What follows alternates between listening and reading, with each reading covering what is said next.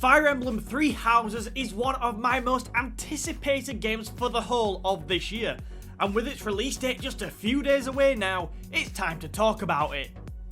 As big class reunions go, this one's gotta be the worst in history. So Fire Emblem Three Houses is shaping up to be a really good game, and one that I know I'm going to enjoy.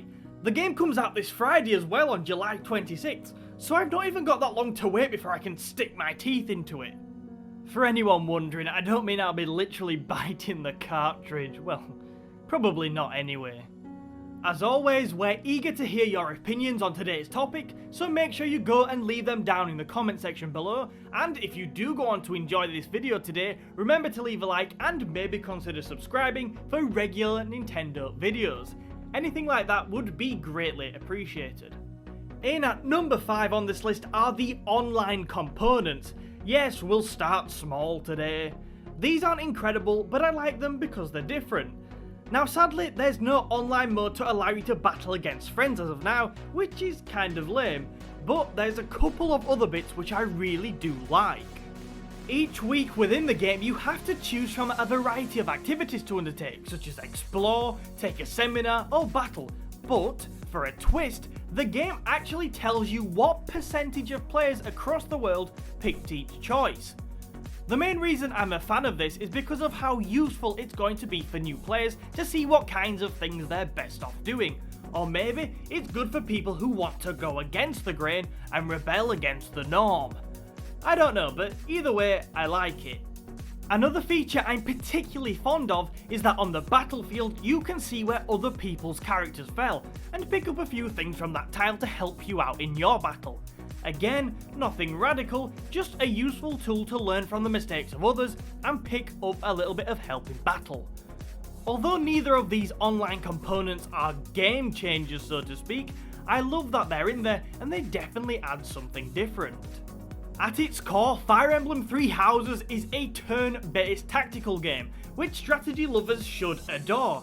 However, what makes this game unique and different to the majority of strategy games already out there on Switch is the heavy emphasis the game also places on its RPG side. These RPG mechanics see your actions directly impact the development of your future fighters, in regards to their personalities, their classes and stats. Fire Emblem brings the mastering of combat both to the classroom and the battlefield. It combines both tactical gaming with sections of fascinating open world exploration, and overall, it really will add something different to my library of games. For me, as someone who to say the least quite enjoys both the challenging and intriguing nature of a strategy game and the story and relationship elements of RPGs, this makes Fire Emblem Three Houses a game that really should take its place as one of my favourites on Switch, and I'm sure I'm not alone with that. If Fire Emblem Three Houses can make players invest in both genres, then my lord, this could be something special. The depth in this game is crazy. There's so many dynamics to explore and activities to complete that there's no way I will be able to fully understand everything until I put a real decent amount of time into the game. Like, there's even a fishing minigame for heaven's sake. However, there are a few areas of detail I want to discuss. The monastery school life section of the game looks fantastic. Exploring this intriguing and almost magical area of the game adds a ton of depth to the latest installment in the Fire Emblem series. Although there's no battling in the open world exploration, there is so much else to do. As you progress through the game, you unlock new areas, and in all of which you can interact with students, complete quests, and collect items as and when you desire. Ultimately, the more things you do around the monastery, the more you can achieve in the game. Fast travelling is also a thing, so don't worry about slogging from one end of the map to the other all the time. Geez, there is so much to do in this game. Number 2 on our list is that the battle mechanics look very good, and very fun.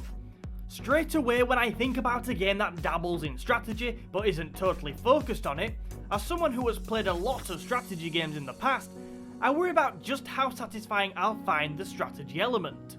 I don't think that's going to be a problem with Fire Emblem Three Houses though. The very basics of the strategy in this game is turn-based tactics, similar to what you can expect in XCOM, Mario and Rabbids Kingdom Battle, or the upcoming Dark Crystal Age of Resistance Tactics. It's very much that style. Each unit you control on the battlefield will have its own strengths, movement points and perks. These are things which depend on class type and level, but it's up to you to nurture these soldiers in the RPG section of the game to best suit your playstyle. The game also encourages you to try out traditional battle strategies that have been used throughout history, most notably flanking, so that's a big tick for me there too. There's way more than this to consider though when in combat. I've not even discussed today weapon durability or the incredibly powerful demonic beasts there are to face. So once you dive into the game, you'll quickly realise just how much detail there is available to explore in your battle experience. Another major reason why I'm so positive about the strategy side of the game is that the maps look great. Maps vary in design both in regards to their layout, which is important as different units will thrive in different layouts, and also the dynamic elements they have. For example, one map which was shown off at the E3 Treehouse livestream had a drawbridge, and another one had traps. These little map additions are perfect for spicing up battles and keeping each one fresh. Whoa, before you click off, I've not seen any real spoilers for this, so there's no way I can spoil anything from the story. But if I did know, no, I still wouldn't spoil it, I'm not that evil. What I can say though is from my very intellectual research, basically watching videos from people who have actually played the game, the consensus is that the story in Three Houses is really gripping, with thrilling turns that will take you by surprise too. Now although I don't know too much more than this, because the game places so much focus on allowing players to build a real essence of the main characters and providing them all with detailed and fascinating backstories, I imagine the twists and turns I've seen referred to will be so powerful. I'm really hopeful that it's going to be easy to invest in these characters, and if so, the story could be really effective and twists and turns impactful. I can't stress enough how influential the story and characters will be for my enjoyment of this game.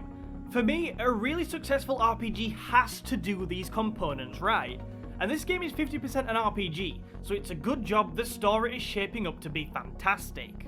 So yeah, I've got pretty big expectations for Fire Emblem Three Houses, and I'm sure it's going to deliver.